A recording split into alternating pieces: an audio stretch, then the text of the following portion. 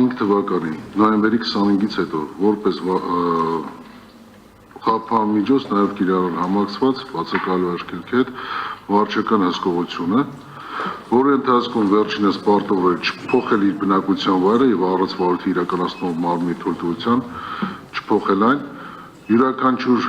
օր ժամը 21:00-ից մինչև ժամը 8-ը չբացակայել իր բնակության վայրի, չլքել բնակության վայրը, տարածքը եւ շաբաթը մեկ անգամ գրանցվել իրավասու մարմնում, այսինքն պրոբացիայի ծառայությունում։ Դատանը գտնում է, որ մեղադրյալի նկատմամբ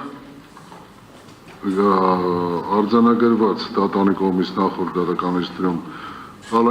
տնային կալանքի հիմքերը նվազել են, խոչընդոտել հանգամանքն է առկա, որպեսզի պայմաններում տվյալ խափամիջոցները դատանի կողմից մատնանշված կարող են ապահովել մեղադրյալի պատշաճ վարքագիծը։ Բացի այդ նաև մեղադրյալին արգելել նաև մարդաշատ վայրեր այցելել։ Սույն որոշումը կարող է բողոքարկել վերաքննիչ քրեակադատանան ստանալուց հետո 10 օրյա ժամկետում։ Այսինքն տնային կալանքը նոյեմբերի 25-ից հետո 26-ից սկսած փոխել է վարչական հսկողությամբ, բացակայելու արգելքը մնալու է անփոփոխ։ Սահմանափակումները ես արդեն նշեցի։ Պարզ է կողմին, պարզ է։